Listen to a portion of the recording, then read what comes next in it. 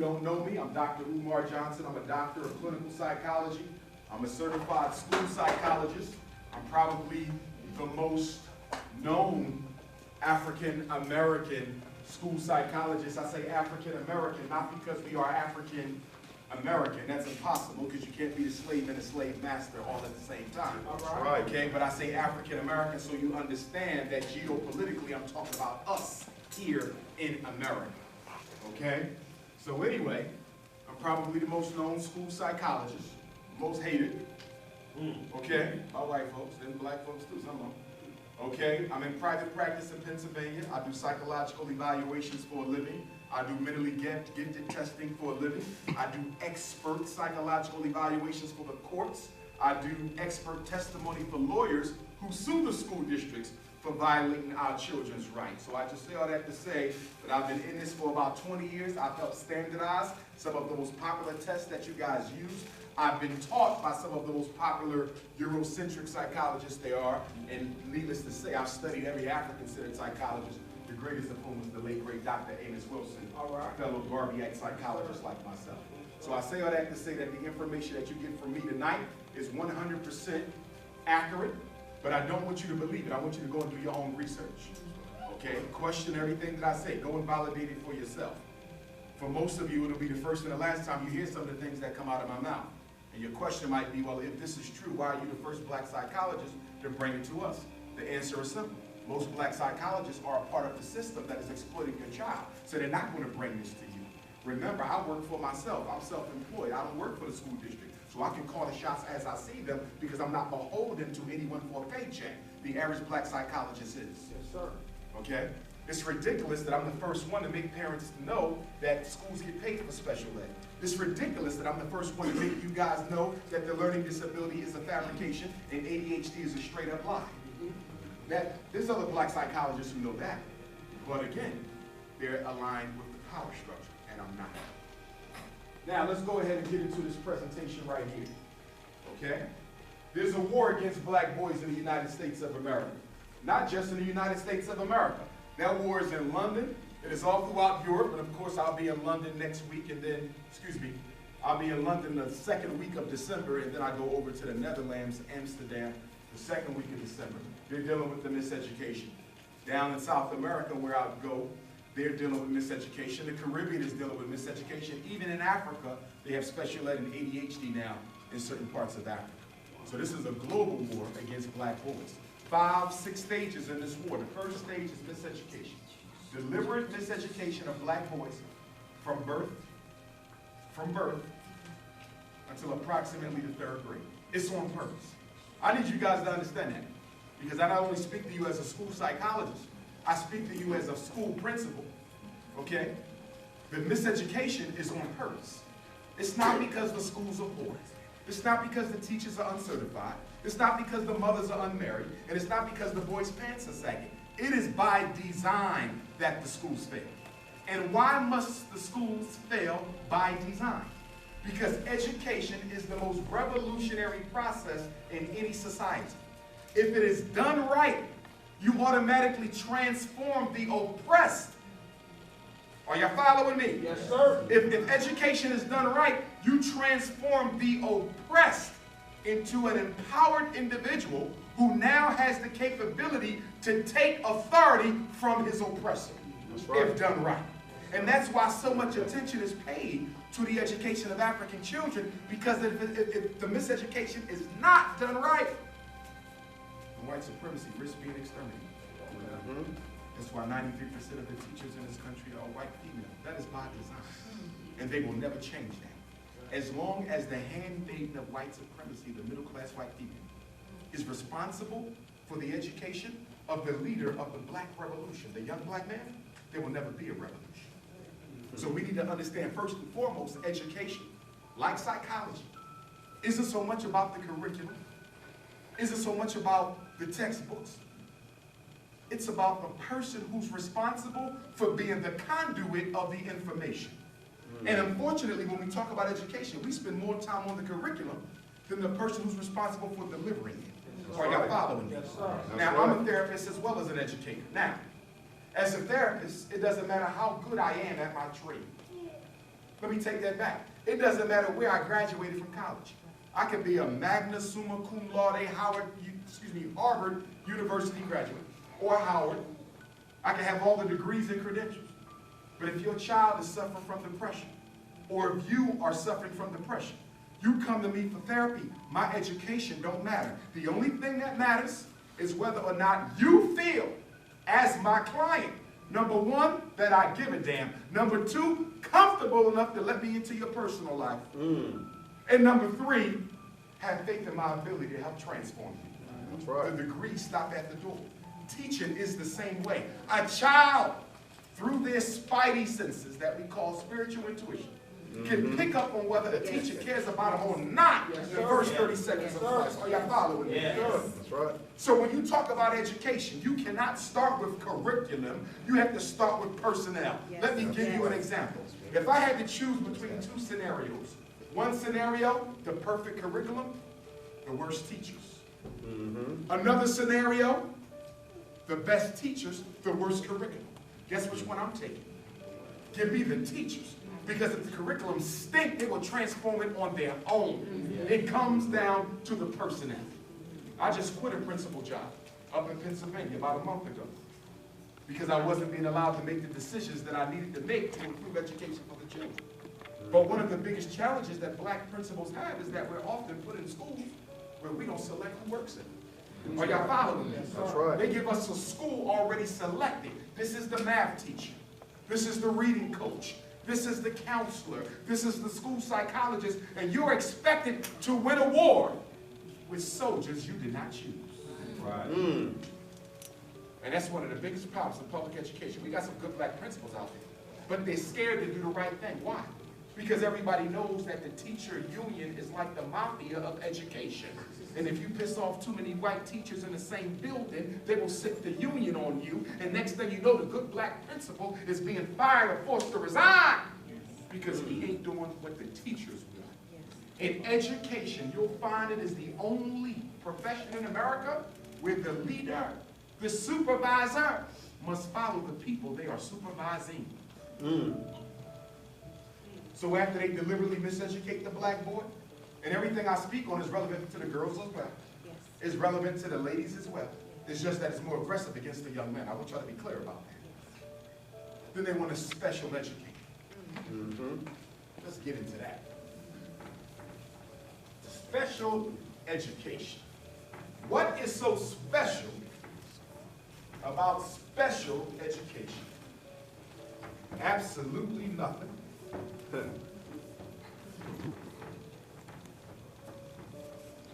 All right.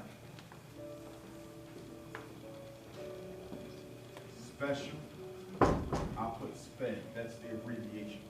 Special education is a federal law. It is from the United States Congress that was passed in 1975. It was called the Individuals with Disabilities Education Improvement Act. Excuse me, that's what it's called now. The original name was the Education for All Handicapped Children Act. Okay, EHCA, Public Law 94-142, United States Congress, 1975. They said any child with a disability had a right to receive a free education at public expense and that they could not be excluded from school. Up until 1975, in certain states, if a child was autistic, mentally retarded, language disabled, blind, deaf, the school would simply tell you, we don't have the services your child needs, keep them home, or better yet, you better find some money and pay for a private school because we don't work with kids with disabilities.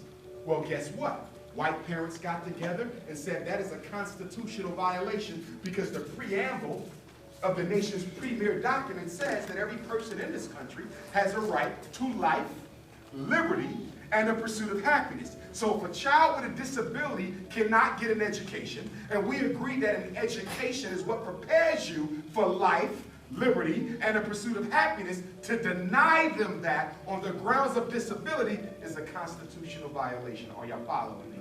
And so that's when Congress stepped in and said, you know what, you're right. Denying children with disabilities the right to a free public education is a violation. and that gave special ed its life. Now, there was special ed before 75. Some states already had their own. Are y'all following me? New Jersey already had their own. But there was no national special ed until 75. I'm bringing this up because some of you might say, well, I was in school before 75 and I was in special ed. That's because your state had it. But it was not a federal program until 75. Now, most of you are probably saying, well, what's wrong with that? Giving children with disabilities the right to get an education, what could possibly be wrong with that, Dr. Umar? My answer to you is, nothing is wrong with that in and of itself, except when they created special ed in 75, they didn't do it with the express intent of helping black children. They did it with the express intent of helping white children. And they did it with the express intent of setting black children up for failure. Let me explain to you why. 20 years before special ed was 1954, the Brown versus Board of Education decision. In 1954, the Supreme Court said you can no longer use race in education. After that, white school districts still resisted integrating black children into the schools. That lasted for more than 10 years. 1964, we get the Civil Rights Bill, Dr. King. The Civil Rights Bill reorders the desegregation of schools. Still didn't happen. So in 1954, the Supreme Court said it can't be desegregation, but it stayed. 1964, the Civil Rights Act said there can't be segregation, but it stayed. 1974 comes. Boston against busing. New York City against busing. Philadelphia against busing. Seattle against busing. They started busing black children out to the white suburban schools, and white folks went crazy. Turned over buses, beat up children, threw bottles and water hoses. And this is the same time America's in Vietnam. And they say, wait a minute, we're not looking too good on the international level. We're going around the world telling people to treat their people fair. We can't even let black kids go to school with whites. We got to do something about this because we're looking like hypocrites. So someone said, I got an idea. What if we did this? What if we told America's white racist school districts to accept the black children in? And once you accept them into your school, we're going to legally give you the right to resegregate them once they're on the inside. This way, nobody on the outside know that there's segregation on the inside. All they see is the black kids walk through the same door as the white kids at 8 o'clock in the morning. Are y'all following me? Okay. But they said, wait a minute. If we segregate them inside the school once they get in, there's still going to be complaints about that. So they said, we got an idea for you. What if you said you were separating the black children from the white children because intellectually they can't handle it? What if you were separating the black kids from the white kids because you believed they were retarded? Better yet, they came up with a label in 1963 called the specific learning disability, specifically made for black children. This was the weapon of mass destruction that gave birth to special ed. They said if you want to keep the black kids separate, you can. But never say it's because it's their color. Say it's because they're learning disabled. The learning disability has been the greatest Jim Crow weapon used against black children. Listen to me, if you hear nothing else I say tonight, the learning disability is an opinion, it is not a fact, and it cannot be proven to exist. Yep. And if you argue otherwise, then you better explain to me what your argument is, because you're talking to an expert in psychology and diagnosing. I evaluate children by the thousands. You cannot prove a learning disability. It is my opinion only. ADHD is my opinion only. Mild mental retardation is my opinion only. The conduct disorder is my opinion only. Oppositional defiant disorder is my opinion only. Emotional disturbance, my opinion only. I want you to understand that special ed is built on a foundation of white school psychologists' opinions. And why do I say that? Because less than 1% of all school psychologists in America are of African ancestry. That means 99% of the people testing your children and putting them in special ed don't look nothing like your child and don't know anything about your child, and in many cases probably can't even stand your child. Yeah, that's right. Say it plain, bro.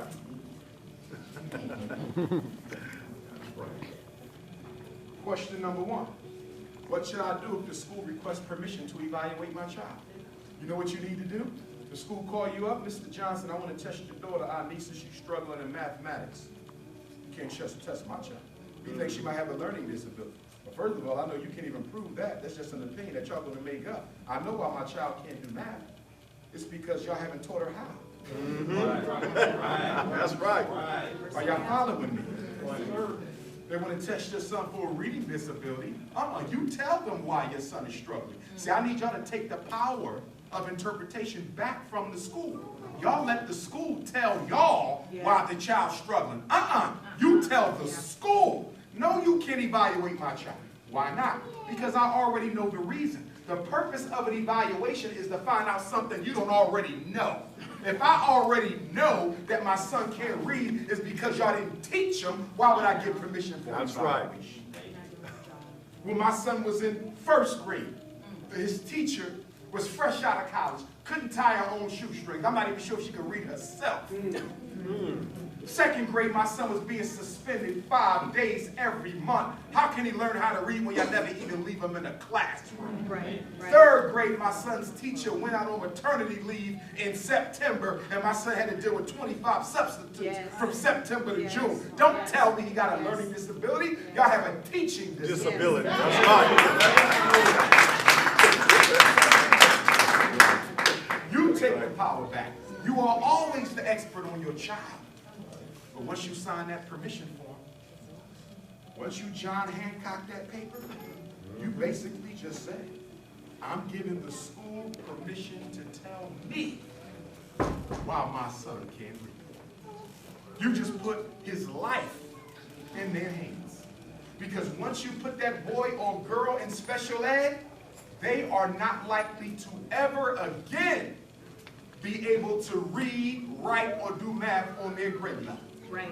The average black full-time special ed child is not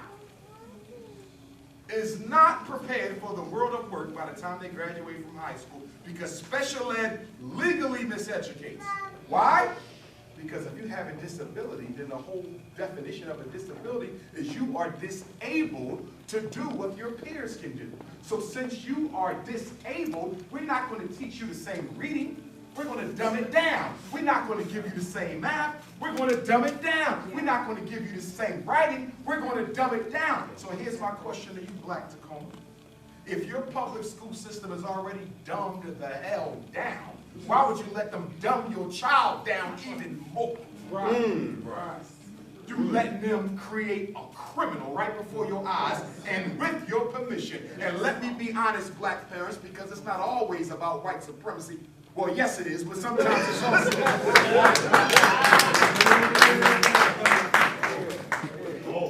But sometimes we play a leading role in support. That's right. Like children who never do homework. Like parents who never show up to school.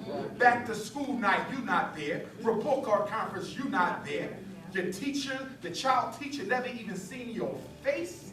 Your son is failing a major class, but yet he still got video games and cell phones and laptops. Christmas is coming up. White Jesus. How many of y'all? How many of y'all? I'm willing to bet half of y'all are still going to buy your children everything on the wish list, despite the fact that they're not producing academically in school. Listen, in 1808, when slavery was outlawed in America, the importation, not the trade, but the importation. So from 1808 to 1865, the end of the Civil War, they simply stopped importing the slaves, and they created breeding farms, where they would find a black man called a buck, and they would find about a dozen black women called you-know-what sisters. And they would put y'all in these houses, and the job of the man was to impregnate the woman and produce more slaves for the system to exploit for financial gain. Well, guess what? Some of us are still. Some of our homes right now in Tacoma are breeding farms for white supremacists. That's right. If you're raising a child with no discipline, you have a breeding farm. That ain't no home. You are doing nothing but producing lives for white supremacy to ruin. Listen, the number one responsibility of a black parent raising a black child, especially a boy, is to teach that boy discipline. That's right. Discipline. If your son don't have discipline, white supremacy is waiting to swallow him up. Straight up. Discipline is what he needs. And what is my definition of discipline? The ability to make yourself do what you don't feel like doing when it got to be done, whether you like it or not. If your son ain't got that, if he doesn't have that, he ain't got nothing. My single mothers, I love y'all to death. Y'all doing a good job. Yeah. And I apologize on behalf of some of my brothers, but not most of them, who should be there helping you. Yes, sir. But some of y'all got to do a little bit better job, because some of you are babyfying, sisterfying, effeminizing your son by doing everything for him and not making him do nothing for himself. I walk into your house for therapy, and you got 5 boys you raising, but you the one scrubbing the bathroom floor. Something's wrong with that. I walk into your house, you got 3 teenage boys, but you the one taking out the trash. Something is wrong with that. Right. And when he's old enough to find a partner of his own, he want a woman just like my mom, who do everything for me. And I don't have to do nothing for myself. In other words, black woman, I want to challenge you to make sure you are not raising your son to be the exact type of black man you yourself would never want to marry. All right.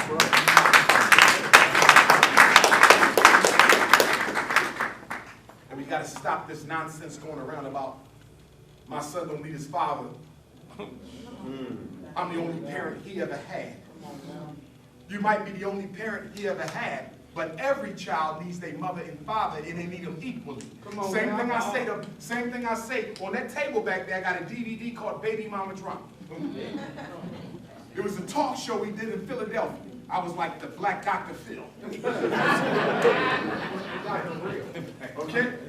And it was a brother on the DVD who was upset because his baby mother dropped his 2 twin daughters off on his steps one day and disappeared. She reappeared when they was around 12. She wanted to get reacclimated with her daughters.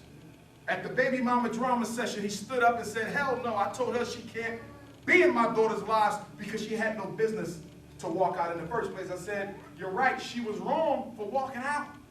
But whether she walked out, rolled out, or skated out, she's still those girls' mothers. And at the end of the day, they're going to need their mother, whether you like it or not. Make sure you're not making decisions about your daughters based on your own pain. That's right.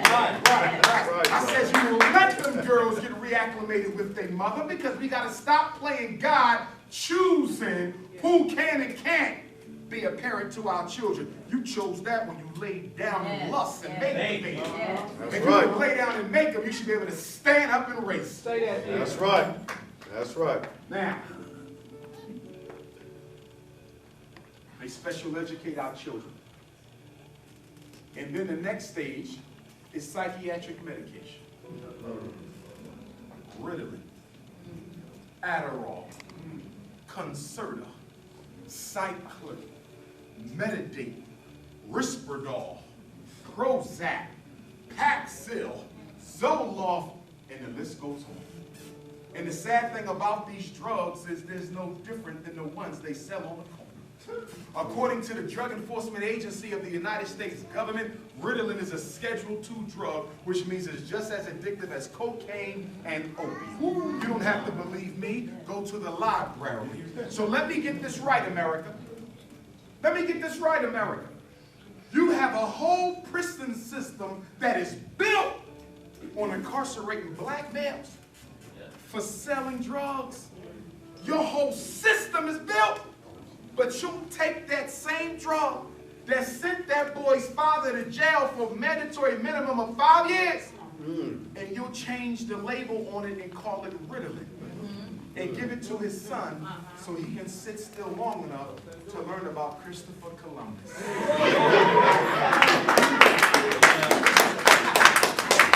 Look at the hypocrisy of the so-called war on drugs, while America is drugging millions of black boys in the name of a fake-ass disability called attention deficit hyperactivity disorder, which I simply refer to as ain't no daddy at home disorder. Some of you say, wait a minute now. Oh yes, 85% of black boys on stimulant medication for ADHD don't have a father figure in their life. This has nothing to do with psychiatry. This is about fatherlessness. This is about a war on black men that sends the fathers to jail, leaves the mothers at home to raise the boy on their own, and in the natural order of things, the mother, regardless of culture, normally is not the one who provides the discipline. She provides the nurture and the love and the support. That's right. Her energy is feminine. It is the masculine energy that provides the structure, the standards, the That's boundaries. right. But That's when that's right. taken out the home, sometimes the boy can go wayward. But rather than give him his daddy, we're going to send him back to the doctor. The psychiatrist is the new father in the black home. That's right. And under the new criteria, this is the book right here. Diagnostic and Statistical Manual of Mental Disorders. This is the book from which we get all the little fancy titles we throw on you and your children. Now let's flip the book over. There's a European on the back. His name is Benjamin Rush. He's on the back of every DSM. He's considered the father of psychiatry. He was one of the signers of the Declaration of Independence. He was Dean of Medicine at Pennsylvania Hospital, and he used to diagnose enslaved Africans with a disease called nigritude. He said nigritude was a disease that rendered the brain of the African feeble, useless, underdeveloped, almost like a chimpanzee. And he said the #1 symptom of nigritude was black skin. And he said the blacker the skin, the more retarded the African. And he told white folks, do not rub up against black people or you too would catch nigritude. You don't have to believe me. The library is open on Monday. I'm trying to show all of you that psychology and psychiatry are weapons of the state. They decide what is normal behavior. What's another diagnosis they used to give our ancestors during slavery?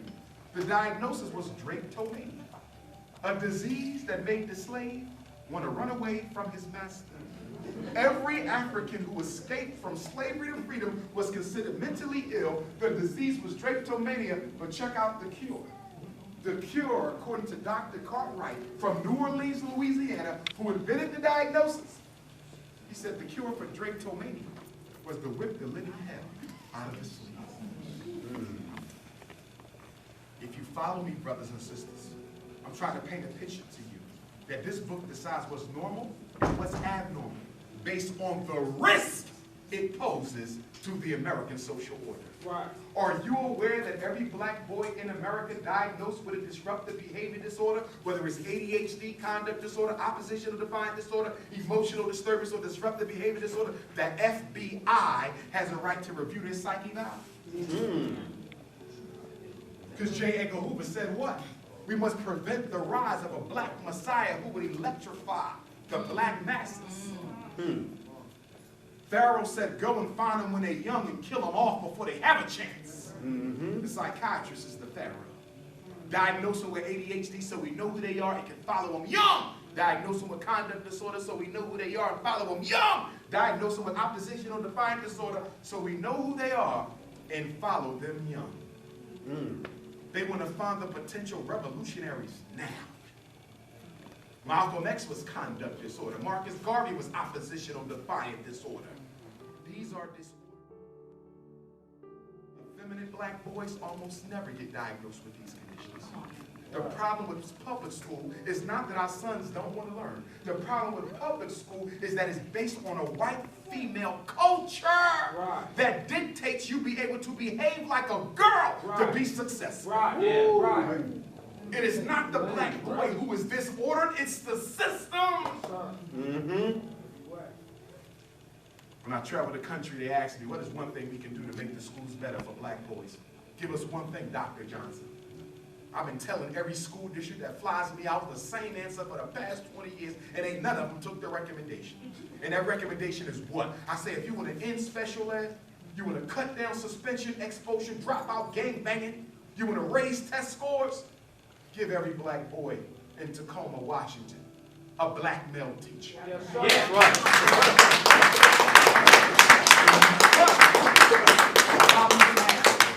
But there's only one problem with that.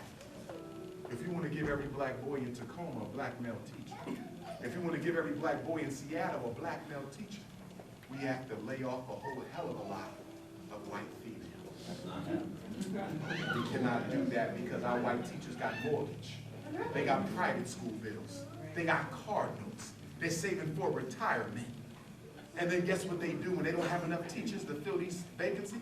They go and get Teach for America, white racist teacher recruitment agency that goes around and find white folk with bachelor's degrees, uncertified, and bring them right to Seattle and Tacoma and stick them in a class with your children. And don't know nothing, don't know how to teach or nothing. And these same know-nothing teachers are the main ones telling you your child got a disability. How can you tell me my son got a math disability when your ass can't even count yourself? That's why y'all need to know whether the teachers in your child's classroom are highly qualified or not. According to No Child Left Behind, a highly qualified teacher is a teacher who has a degree, has a certification, has passed the test, and has demonstrated their ability to teach. Who's teaching your child this year in Tacoma? Are they certified, or is it somebody who got fired from Wall Street, needed to pay the mortgage, and the quickest economic stimulus package he could find was your child? The public school in the black community is an economic stimulus package to unemployed white folks.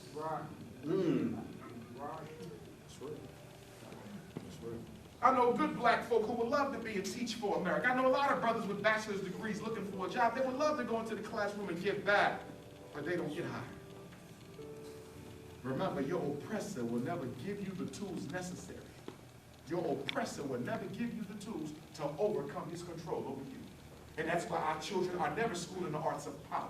Our children are never schooled in the arts of economic domination. Our children are never schooled in the arts of military takeover. The stuff that makes the world go round, your child ain't taught none of it. They give them Anne Frank, Helen Keller, Christopher Columbus, and Star Spangled Banner, the Pledge of Allegiance, and President Obama.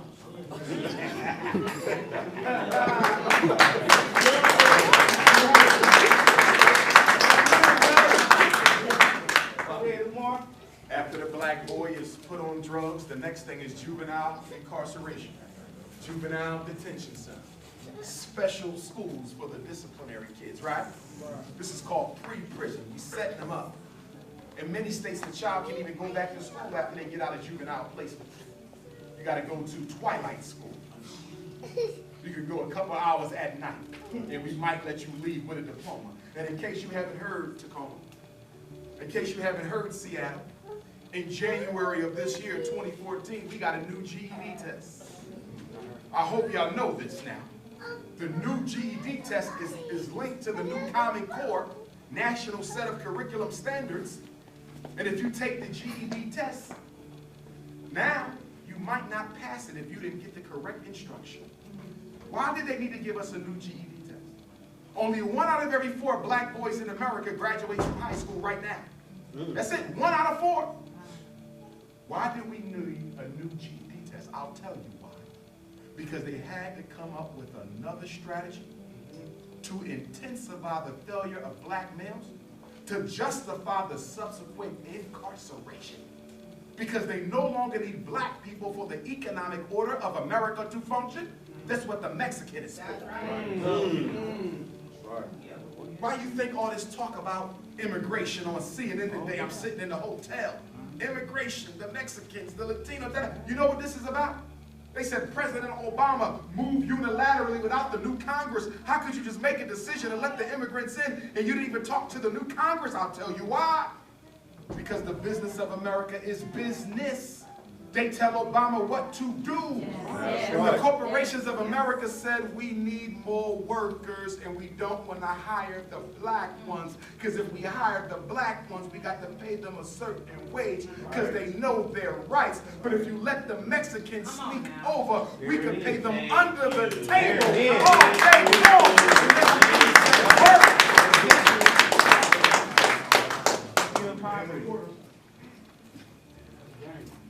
Mexican and Latino are here to take your place. Which is why you must resist the attempt to fall for the multicultural identity crisis. Exactly. They're trying to convince every African in America to put down your blackness and pick up the banner of multiculturalism. Sir. You need to form a coalition with Arabs and Asians and East Indians and Native Americans and Latinos and Mexicans, all of whom can't stand your black ass, but you need to form a coalition with other brown people and fight as a unit of multiculturals against the white power structure. Hell to the no. Because even though they are non-white folk, they are just as racist as white folk, and every one of them participated in our oppression one way or the other. That's right. Including your so-called Native Americans, who some of y'all love. Every black person got some Indian in their family. But did you know all 5 of the major tribes fought with the Confederacy against the Union? Did you know many of the Native American Indian tribes had slaves of their own? And are you aware that most of them that have casinos right now passed regulations that said no black person, whether you got Native in your blood or not, can claim any part of the inheritance on their reservation? And you want to be a Native American. Black folks, they trying to be something they not. You gonna find that you got an Irish grandmother and you want to paint your house green. Tell me I'm wrong. A black person finding out they got white blood is like a black person hitting the damn lottery. Guess what? I'm half Portuguese. They won't even let your ass on a Portuguese airplane. We don't want to be black no more, and everybody knows it. Raven Simone on the Oprah Winfrey Show. I'm not African. I'm not African American. I'm just an American. Well, I know my ancestors came from Africa, but I don't know where they come from. But I do know that my roots run through Louisiana. So what you're trying to tell me, Ms. Raven Simone, is because your ass don't know your history, you cease to be what you really are. Everybody trying to run from blackness. That's why the United States Census, they gave us all these new designees on the census now. You can be multicultural, multiracial, biracial, Latino, Pacific East Islander, Southeast Asian, and all of them is black by another name. That's it. My ancestor Frederick Douglass was the product of a rape. Did anybody ever call him biracial in his 75 years of life? No. Hell no. My great-great-great-great-grandfather, Stephen Bailey, his brother, the product of a rape. Did anybody ever call Grandpa Stephen biracial? Hell no. He was Negro and nigger like the rest of us. But now in 2014, we done got sophisticated. And nobody's seeing any pride in being black no more, so we want to escape under other labels. Listen to me. You don't suffer for what you call yourself. You suffer for what you do not do for yourself. A lot of us think we can outname ourselves out of oppression. Well, I'm a Hebrew, I'm a Moor, I'm a Nawapian, I'm a this, I'm a that. I have no problem with none of the labels. But please don't think for one moment that the white man sees your ass any bit different because you got a new vowel in your name. We all in the same boat. Yes, sir. And we need to stop trying to run away from it because it ain't changing. Same thing, bro. We done been through every strategy we could potentially use to be accommodated, amalgamated, integrated into America. We done changed our names, we done changed our religion. Black women still changing their hair. Ain't nothing changed yet. Black man, dating outside your race. Woo! Get them. Y'all got it bad in Seattle.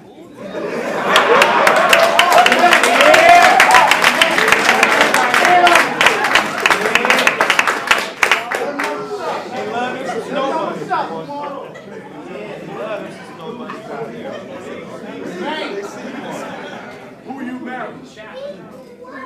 Who you have children with?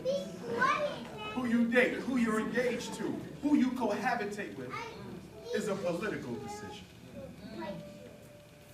You are with the woman you are with, not merely for who she is, but for what she represents.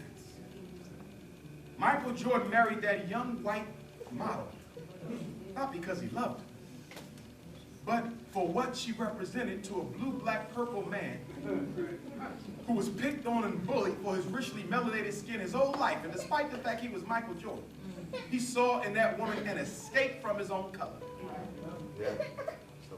And when that woman gives birth to his child, he will be happy that my baby ain't as black as I am. Self-hatred. The interracial marriage, the miscegenation, is nothing more than a self-inflicted eugenicidal campaign by black men to lighten up their DNA because they can't stand what their mothers look like. I would never condemn the white woman. She ain't done nothing to me. It ain't her fault. It's our fault for running away from our own women. She was good enough for you in slavery, but she ain't good enough for you now. She was good enough for you in Jim Crow, but she ain't good enough for you now. She was good enough to lick your wounds during the Black Power movement, but now she ain't good enough for you no more. Right. Really now? Up until 1957, 67, you weren't even allowed to marry a white woman in certain states. And ever since the Supreme Court overturned interracial marriage, black men been marrying outside of their race more than the men of every other race in America put together. So there's no way in hell you can convince me that it's purely about love, because if it is, explain to me, brother, why is it you seem to have jungle fever more than everybody else put together? It is a self-hatred. Don't get me wrong. Don't get me wrong. I know some sisters got issues. Get on her damn nerves, she'll put your business in the street. I know this. I know my sister. You don't treat her right at the end of the year, she'll sell your social at tax time. I know she can get bucked, but so can you.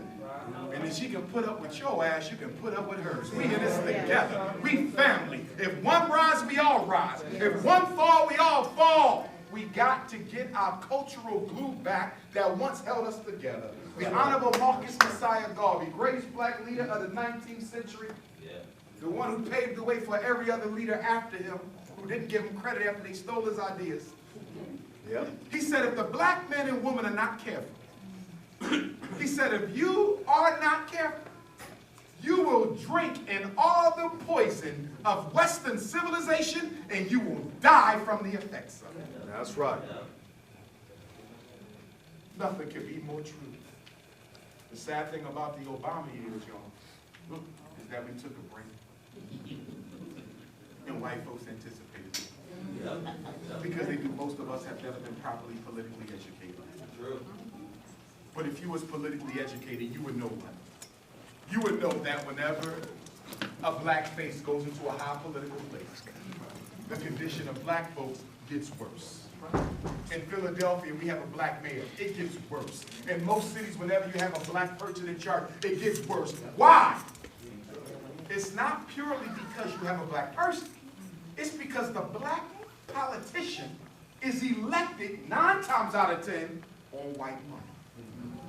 Because black people are not economically organized to finance our own candidates. So no matter how well-meaning I might be in Tacoma, if I run for mayor and it's the white folks who finance my commercials and my handbills and my television commercials and everything else and my speeches and lectures and radio interviews and t-shirts and signs, if it's the white folk who finance me, how in the hell can I carry out a black agenda? That's right. That means for every sellout black politician, we have ourselves to blame partly. Because we're the ones who did not back them with our money. So as long as you keep economically disorganized, as long as you do not create the ability to finance your own politicians, the black politician will always sell you the hell out. Because guess what, y'all? We've been miseducated. We've been led to believe that politics controls money. That's the biggest lie told in America. Money controls politics. This miseducation thing is sad. You know why it's sad? Because we have the economic potential to give our children a separate, independent educational reality. It's sad because right here in the Seattle area, you guys are going to spend over $1 billion on Christmas gifts. From next Friday to New Year's Day, you guys are going to spend over $1 billion for Christmas gifts. $1 billion! And And here I am with $220,000 fundraiser and can't even get $2.5 million. Do you know that the white folks in Ferguson, Missouri, and around the country gave that white cop over $300,000 in a week? Yep. And I'm sitting on 200 after 5 months. Talking about slavery is over. The number one goal, the function, the prerogative, the premise of slavery was to make the victim a willing accomplice in his own extermination. That's right. See, we keep talking about overcoming white supremacy in the world, white supremacy in the community, white supremacy in government, white supremacy in the schools, white supremacy in the courts. But what about the white supremacy that lives inside of you? That's right. What about the fact that every black woman has a little white girl living in her? What about the fact that every black man has a white boy living in him? Have you exorcised the devil within? Because until you exorcise the devil within, the one without will always remain free. So we're going to build the Frederick Douglass and Marcus Garvey Academy. Yes, we are. We must. Some people ask me, Dr. Umar Johnson, you're the foremost scholar of our day. You're more requested than all the other ones put together. You're almost the only one who get invited to colleges anymore. Are you meaning to tell me that with all your potential, the only thing you can give the black folks is a school? Well, let me explain that. As a psychologist, I know that before we can have an economic revolution, before we can have a military revolution, before we can have a political or cultural revolution, there must be a psychological revolution. Yes, That's sir. right. Yes, sir. The mind is the first and the final frontier. If you don't change the way black people think, you change nothing about black people. That's right.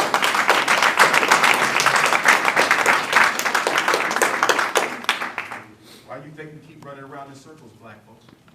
Why you think here in Seattle and Tacoma we keep running around in circles, keep trying to organize and it keeps failing and try to get it and fail again? You know why? Because you're dealing with psychologically toxified Negroes. You're dealing with folks who pledged their allegiance over 12,000 times before their 18th birthday. You're dealing with folks who was fed a steady diet of white Jesus every Sunday. That's right. And Arab Muhammad on Friday. Do you realize the reason why we as black folk are so messed up is because all of us were conditioned to hate self and identify with oppressor. That's right. You can't have no revolution with that type of mindset. Whenever you start an organization, you automatically do what? You get a splinter group. First day of the meeting, am I wrong, y'all? First day of the meeting, they already set another clique up. Tell me I'm wrong. Black people love cliques. Tribalist asses. Tell me I'm wrong.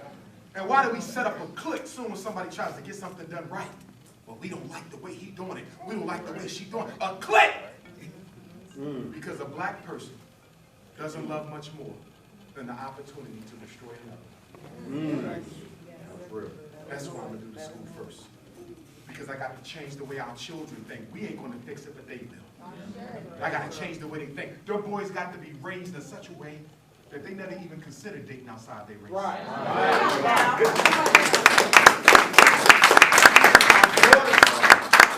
Our daughters have to be raised in such a way that they never even consider not having natural hair. All right.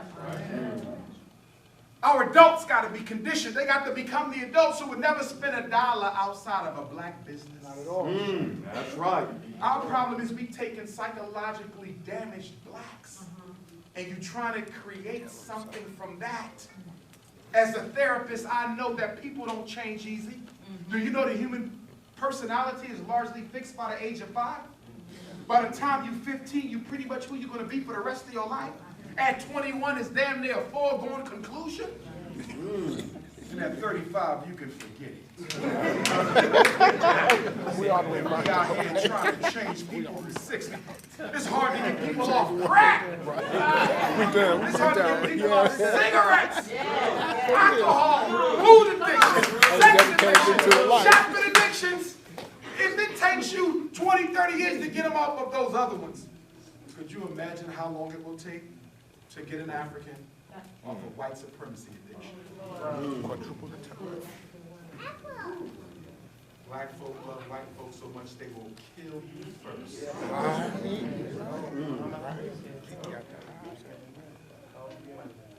Brothers and sisters, you never let these schools touch your child unless you believe there's something wrong with your child. That's the first thing I'm going to ask you. Dr. Umar, they want to test my son. Do you believe something is wrong with your child? Not really, but they said. I didn't ask you what they said. Do you believe about your child? I don't care what they said. Did they birth that child? No. If that child goes to jail, are they the ones who got to live with that? No. If that child gets killed, is that their responsibility? No. This is your baby. Stop giving the system the power to tell you what's in the best interest of your child. Let me show you something here. Special ed is 13 disabilities, right? Let me break them down. Specific learning disability, 8 types. Basic reading skills, reading fluency, reading comprehension, math calculations, math reasoning, listening comprehension, oral expression, written expression. I'm going to go back through it in a second.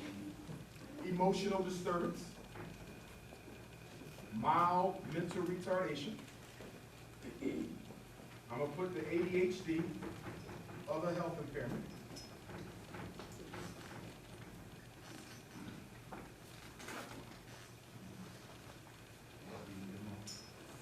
And then down here, I'll put autism. 1, 2, 3, 4, 5. You know what? Let me put speech and language in there. Okay. You see those 6? Those are 6 out of 13. I call them the big black 6.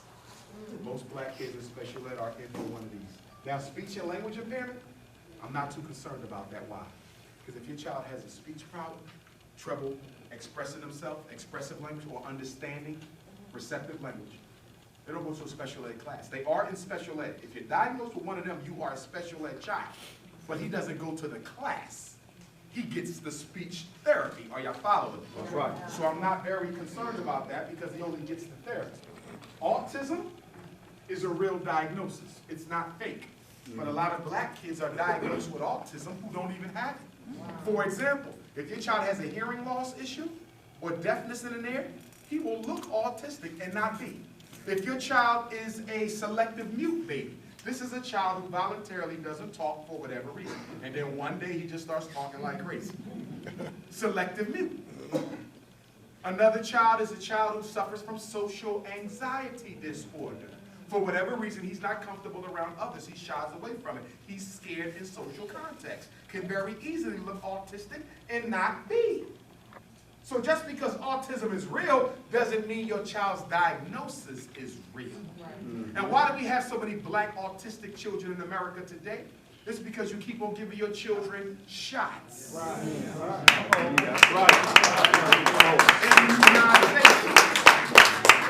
down on the shots.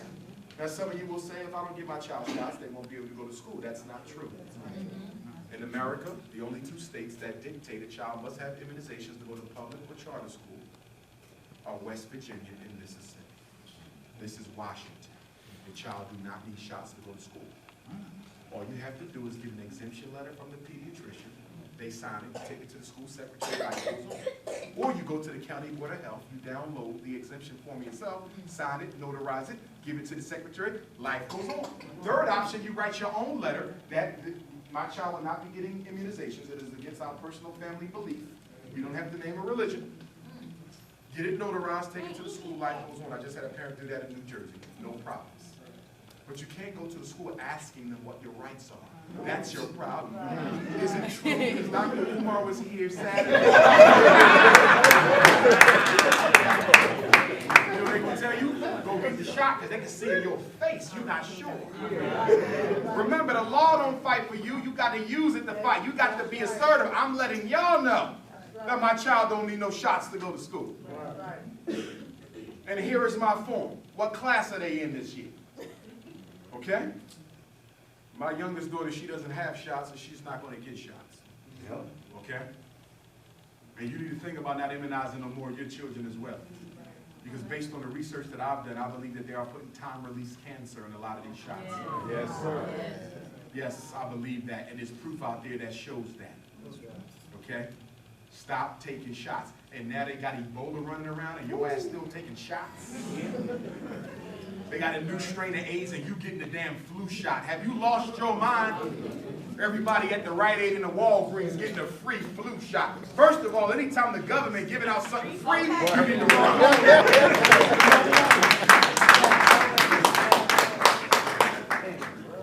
My elders, stop taking that flu shot. You don't need that flu shot. There's herbs you can take. There's teas you can take.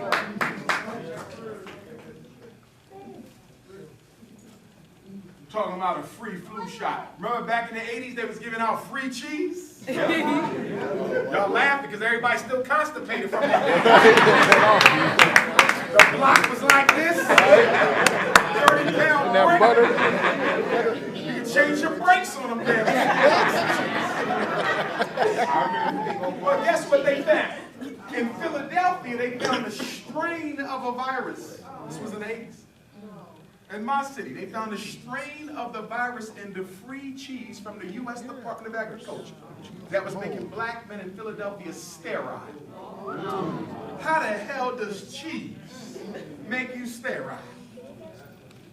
Remember a couple years ago, they used to give out free groceries. They said, well, the farms grew too much food this year. We're going to be going around giving. You're crazy. You don't take nothing free. You got to be careful what you eat. And that's why at the Fred Douglass Marcus Garvey Academy, we want to teach your children how to grow their own food. The child won't be able to graduate child will not be able to graduate unless they can grow 6 fruit and 6 vegetables, and they have to grow them in their house. Okay? So they can't use an excuse that we don't have any ground out back to do a farm. You can make the spare room in the house a farm. Okay? We're talking about a whole new revolutionary education. People say, "Why we need another school?" Don't we got enough of them? Yeah, but you ain't got the right one. First of all, half the African-centered schools I see ain't nothing but Eurocentric schools with a dashiki and a damn drum and 6 Swahili words. All you do is take white education and give it a damn kente cloth. That ain't no damn African-centered learning. Still got the girls coming to school with wigs and we're blind-ass Beyonce hair talking about we African-centered school. That's a contradiction. And I want all my mothers in here to hear me clearly. When your daughters show up to the Anna Douglas and Amy Garvey RBG Leadership Academy, she got to show up happy to be nappy or she can't show up at all.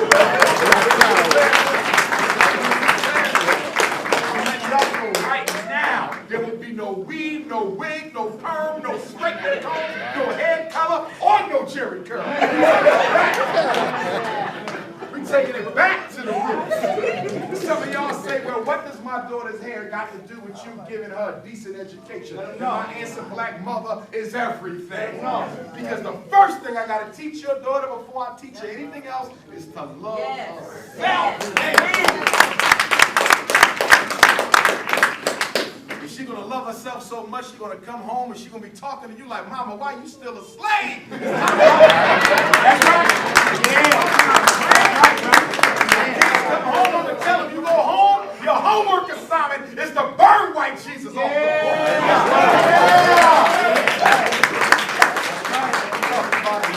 board. Ain't nobody going to give you what I'm going to give you. Watch and see.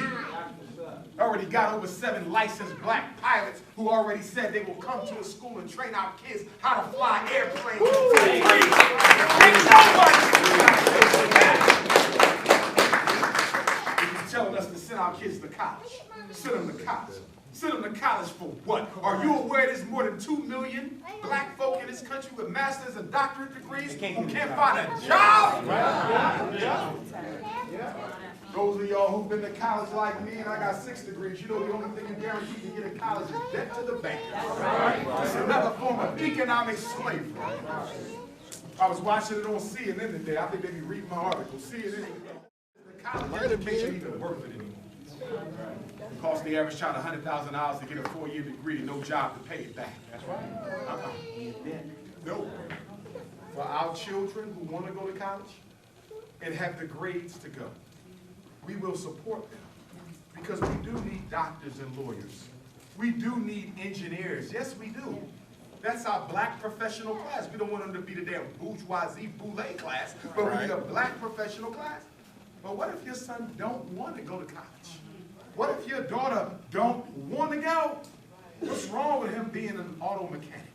What's wrong with being a plumber, a carpenter, electrician, HVAC, woodworker, computer net? Listen, I know electricians who make more money than surgeons. I know folks who got auto shops who make more money than the best engineer from Lockheed Martin.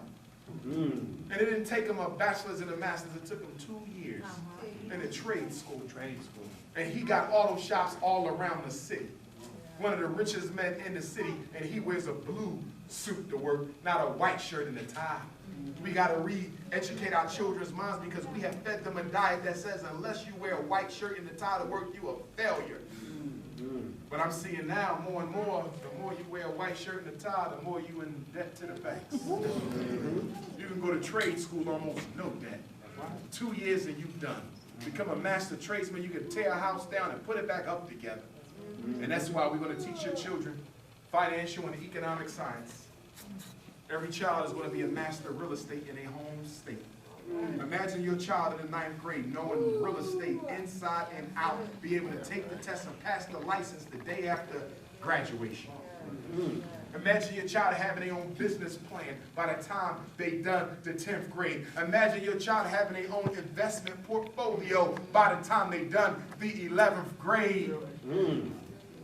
My school is based on the premise that you don't need college to be successful.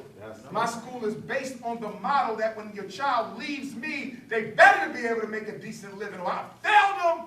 It'll be based on the model that education is about one thing: preparing our children in the art of acquiring, maintaining, and protecting global economic and political power. Yes, sir. Right. Yes, Right. sir. That's what this school is about. We're going to have a maritime academy where we teach them how to float ships. Marcus Garvey put ships on the water, the only leader to do it. People laughed at Garvey. What the hell we need with a black star liner? Mr. Garvey said, if you want to be serious about economic power, you got to have distribution.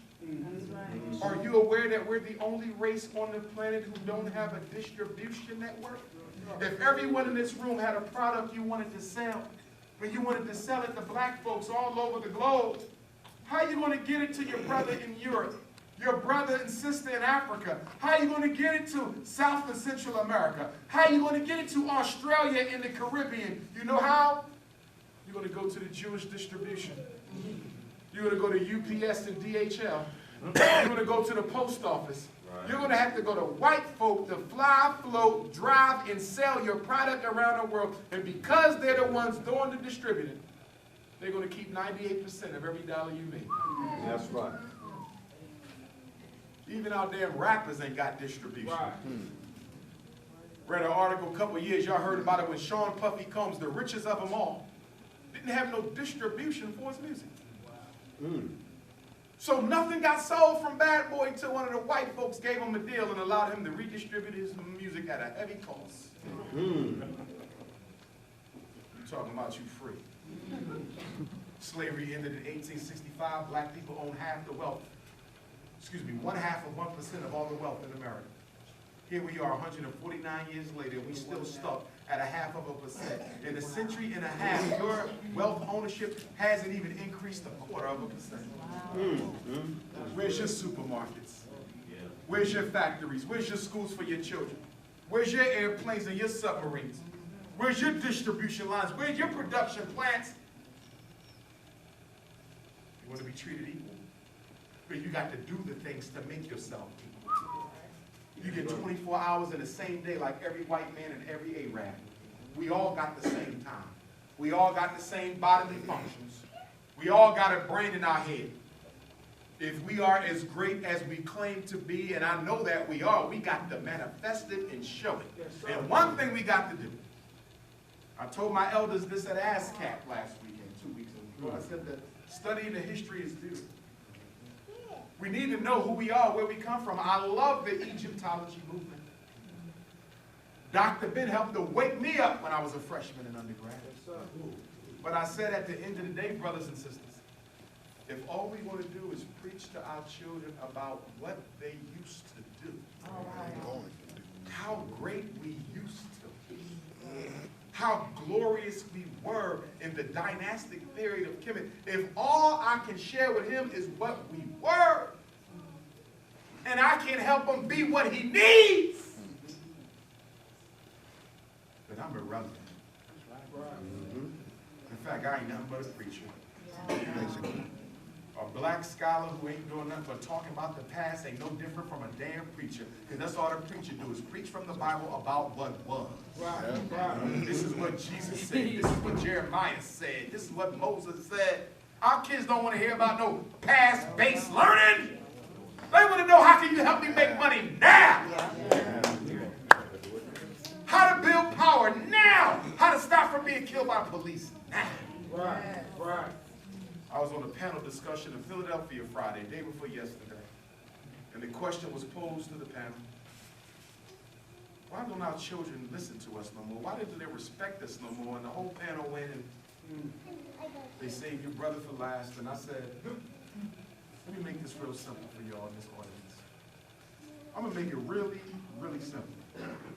The reason the youth don't respect the adults anymore is because they know that the adults in the black community are all scared of white people. Right. And a child who is courageous cannot respect an adult who is not. Right. And until we begin to show them that we are not afraid of our oppressor, we will never get their respect back. Because those boys on the corner, they living wrong. They doing foul, but they are not afraid. How can you give a lesson to somebody without fear when you're full of it? Right. We're about to do a conference over in LA with the gangbangs. We're going to finish Tupac Shakur's work. Right. They called on me to do it, and I'm going to do it. We're going to get them all together. I want all the corner boys together. We keep looking at the children like they're the problem. The children are the damn solution. Right. Maybe to the great. Let me go back to this diagnostic list, because it's almost time for that break. When we do take our break, make sure you get a copy of my new book, Psychoacademic Holocaust, Special Education and ADHD Wars Against Black Boys. If you're raising a black child, working with black child, I don't know how you can do it without minds. It's the only book ever written, only ever, by a black school psychologist who teaches you how to fight back step by step against special ed and ADHD. The school wants your child tested, I'm going to tell you how not to get them tested.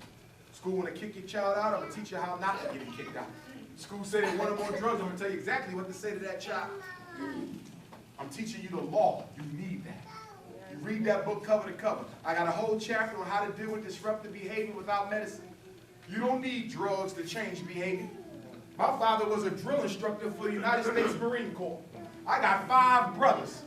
Never one of us had ADHD or conduct disorder. I don't even know what the hell I could have. If I would have came home and told my father, Daddy, I cursed my teacher out today. I think I got conduct disorder. Can I have some drugs? I would have got my ass kicked. I wish I would have came home talking about, you know, Daddy, I don't pay attention in class no more. I think I got ADHD. Can I have some, really? When did we get ADHD? 1990. The same year they started mass incarcerating black males. They took the father out the house, came up with ADHD, and now they making $30 billion a year drugging our kids. Some of y'all say, I don't believe you, Dr. Johnson. I think ADHD is real. Well, let me read y'all the criteria. This is the book. This is where we get it from. Listen up. Fails to give close attention to detail, has difficulty sustaining attention, does not listen when spoken to, does not follow through on instructions, has difficulty organizing tasks, is reluctant to engage in tasks that require sustained mental effort. What child on the planet? Let me finish. Is easily distracted. What child is not? Is forgetful in daily activities, fidgets with his hands or feet, leaves his seat when he's expected to remain seated, runs or climbs excessively, is unable to play quiet. The diagnostic criteria for ADHD. What child plays quietly, black, white, or purple? None. You don't even play quietly.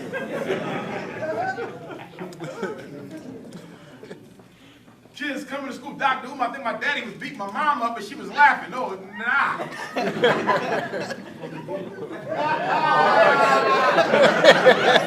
It's a whole nother kind of playing, son.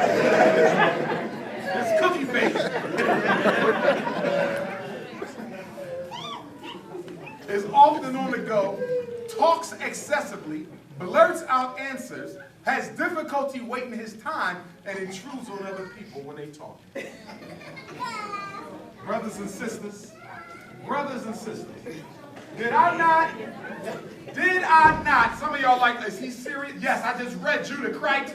Did I not describe everybody in this damn room right now?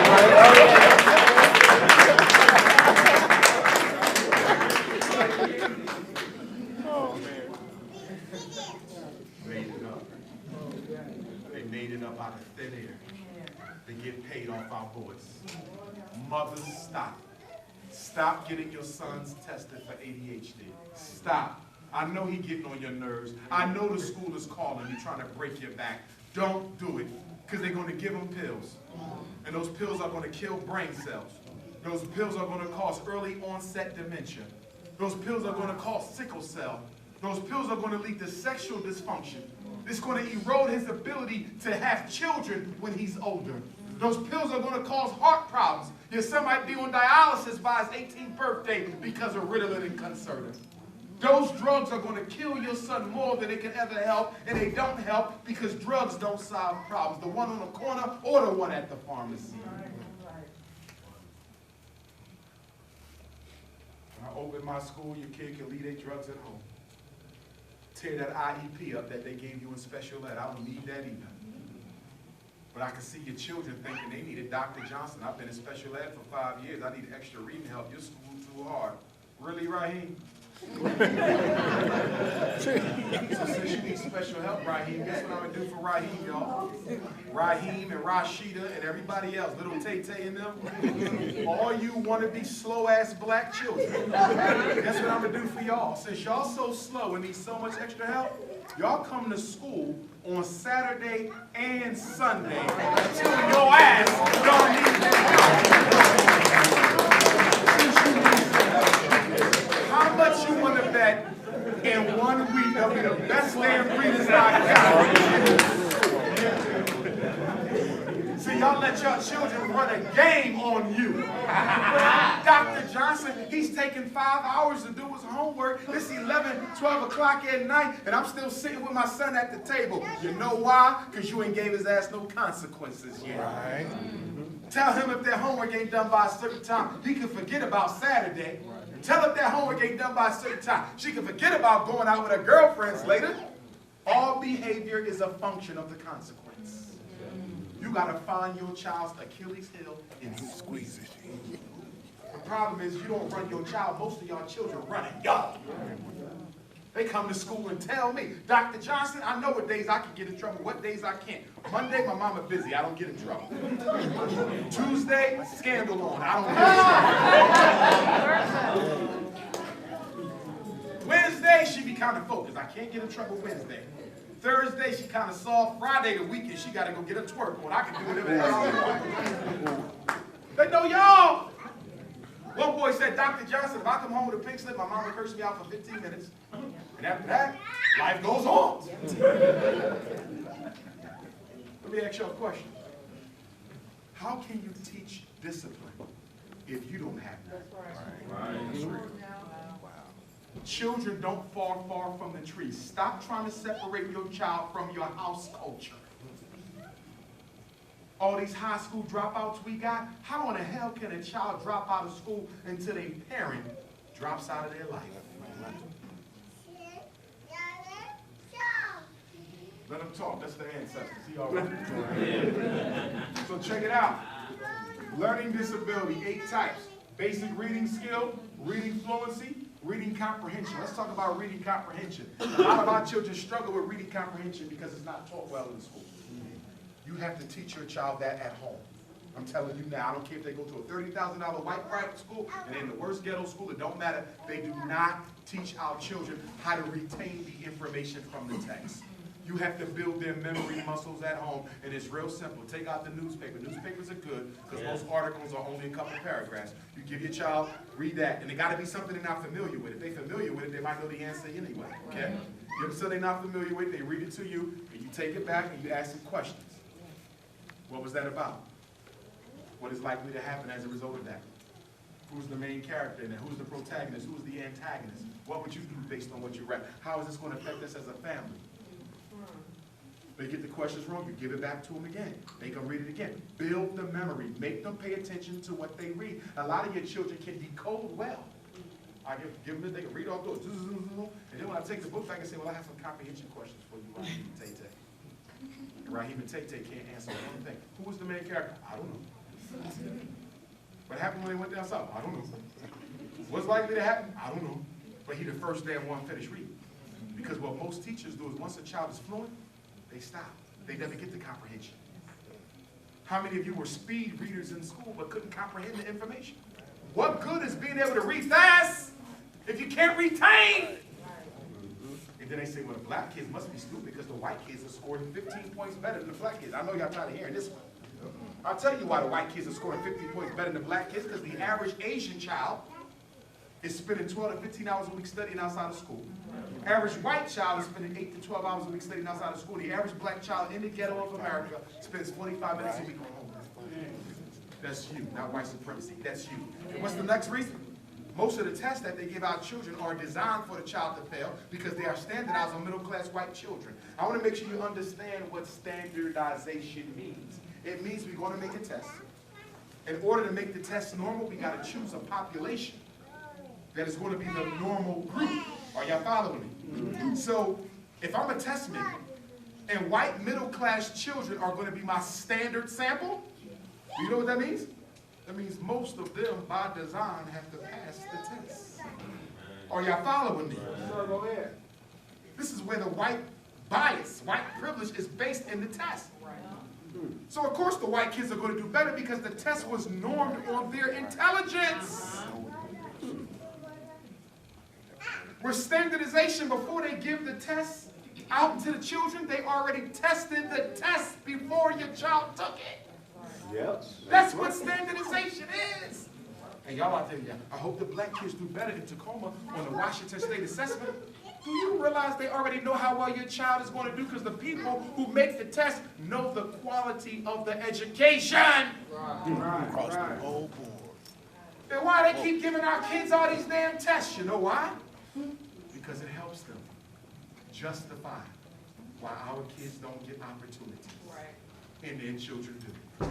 The test is white supremacy's way of looking scientific and unbiased about the crap they do. Listen, what do you think would happen if black kids started doing better than the white kids on the state assessment? They would burn that damn test the next week. You know why? Because if the black kids are doing better, how the hell do you explain so few of them at the University of Washington? Right. How do you explain only one working on a doctorate? Only one working on a medical degree? Only one in the engineering program? Only one working on his doctorate in psychology? If the black kids are doing better than the whites on the test, how do you explain the lack of opportunity for our children? It can only be racism. So the only way to protect racism is to make sure the whites do better. Wow. I'm giving you the science. Yes. Drop it. I'm going to take it a step further. I'm going to break at 8 on the dot. And we'll break from 8 to 8:15, come back. 8:15 to 9 o'clock, I'll do the second presentation. 9 to 10, I can sign books and take pictures. And we'll be out of here by 10:30. Okay? IQ test. When most of you talk about your child's IQ score, I need you to start putting an FS in front. It is a full-scale IQ. But did you know that that full-scale IQ comes from 4 lower indexes? One of them is non Verbal IQ. How well your child can solve problems for which they've never been educated that don't require them to speak, only think. Are y'all following me? That is universal. Black, white, and Chinese, everybody does well. Processing speed, IQ. How well your child can process a problem. Fastness, how fast, how efficient is your son or daughter at getting a problem correct? Black, white, and Chinese, universal. The next one is WMIQ, working memory intelligence. How well can your child hold information in their mind and use it while they're holding it in their mind? Are y'all following me? Working memory. Like a good freestyle rap artist, somebody who makes their raps up out the blue, they gotta have excellent working memory. They got to pull words, think of the concept, and flow all at once. Are y'all following me? These are universal. But there's one more left, brothers and sisters. And guess what that one that is left is called? It's called verbal IQ. This is where the racism is. What is verbal IQ, Dr. Umar Johnson? Verbal IQ is based on the words, the ideas, the concepts, and the language that white people use. It has nothing to do with how smart your child is. It only tells us how accustomed they are to white language in conversation. Are y'all following me? Right. So when they talk about the black child is 15 points dumber than a white child, this overall IQ is being affected by white supremacy and cultural bias. So let me ask you a question. If the black child is doing less well because they don't understand white middle class language, that means the white kid is doing better because they have the benefit of it. Are y'all following me? So then some of y'all would say, Dr. Umar, if you're telling me that this is the only bias test scale, why don't they get rid of this and leave those three and just let those three make it? Are you crazy? This is a racist-ass country. If they take out that verbal, what might happen to the IQ scores? The black children might start outperforming the white children, and now you have educational revolution. Right. Guess what else is going to happen? A lot of them black kids you got in special ed will suddenly not qualify no damn more, which means the school district going to lose money because every time I diagnose your child with one of them labels on that board, they get an economic stimulus package. A child in special ed is worth twice as much as a regular one. If Tacoma is spending $7,000 on a child, that means once Dr. Umar says he needs special ed, he worth $14,000. Are y'all listening to me? For some of y'all got kids who've been in special ed for 10 years. That means the school got 10 years times the extra $7,000. That's $70,000 more. And you know what's sad about it? The children who get the most money, the special ed children, ironically get the worst education. How the hell do the kids in that class get more money than the whole school put together, and they have the worst academic outcomes? Let me go a little bit further. If I'm a special ed teacher and I like my job, I might fabricate a lie on your child and say that they slower than what they are. They lower than what they are. Because once my class size drops to under 8 or 9, the principal see I only got 9 kids instead of the 15 I'm allowed to have. He might write my position out the budget next year. They're going to force me to transfer to another school. And I like this school because the black parents aren't involved, which means I ain't got to do shit. Can I keep it real tonight, brothers and sisters? They love to work in the ghetto schools. Oh my God, are you serious? Those parents don't show up. They don't care what you do with their children. Back to school night, the only people there are the teachers. I'm giving it to y'all real. Y'all think white folks don't like the ghetto schools? They love them. No accountability to the neighborhood because the neighborhood don't care. I'm telling you what's real. You're talking to a principal here. In fact, some of the parents, you got to wring their damn neck. I had parents, damn, they had to beat the hell up because I was making it too hard for their children. Dr. Johnson, you told my son if he don't do his homework, he get a detention. You're damn right he is. I got to teach that boy discipline. Lord knows you not. He watching you argue with the principal against the consequence that he know he earned. Look at the message you're giving your son. This damn ghetto cycle ain't gonna never stop until we do something different. If you raise your children the way your parents raised you, nothing will change. That's right. And that's why I want my school to be residential. I don't want y'all asses nowhere around. Stay your ass in Tacoma.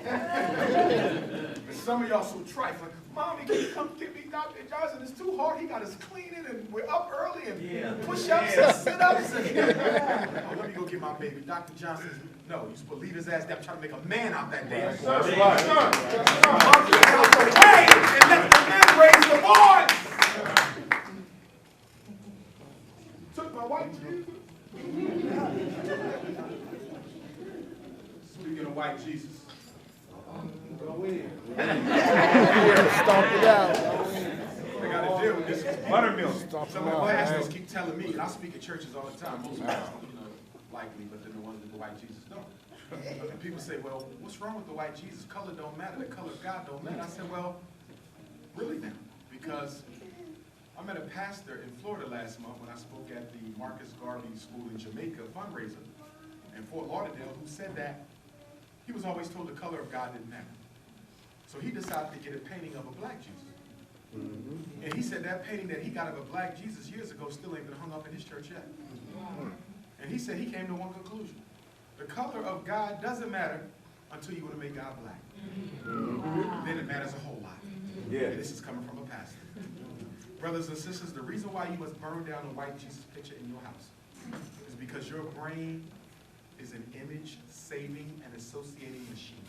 That's right. The pictures you feed your brain, it will use and it will form all kinds of conclusions based on the image, because as the old adage goes, a picture is worth 1,000 words. So let's feel me now. You got a little child and they go to Sunday school every Sunday. They go to church. They watch white Jesus every day. They never told that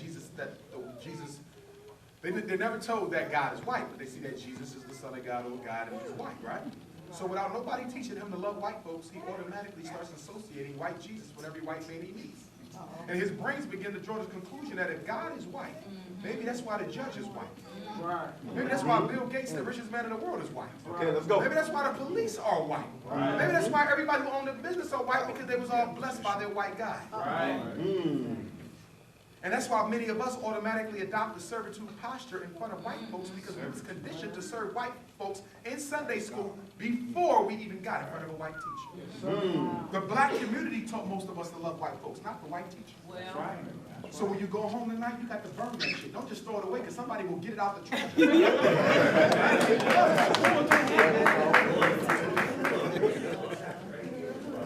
And don't cheat on your Jesus. And what I mean by that, some of y'all will say, okay, well, Dr. Umar can't talk about me. My Jesus not white. Y'all go and get a Jesus with a suntan. Now he look like Little Richard.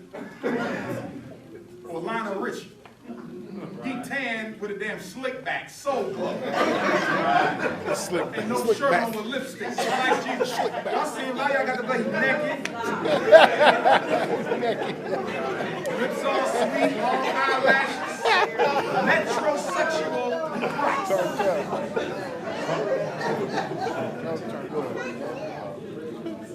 Oh, I can't say.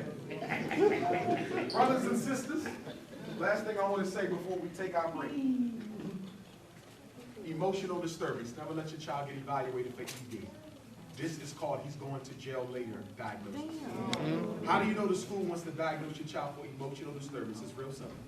They call you up and say, he's having behavior or emotional issues. If the school ever says the word behavior or emotions, you know they want to diagnose your son as emotionally disturbed. Why?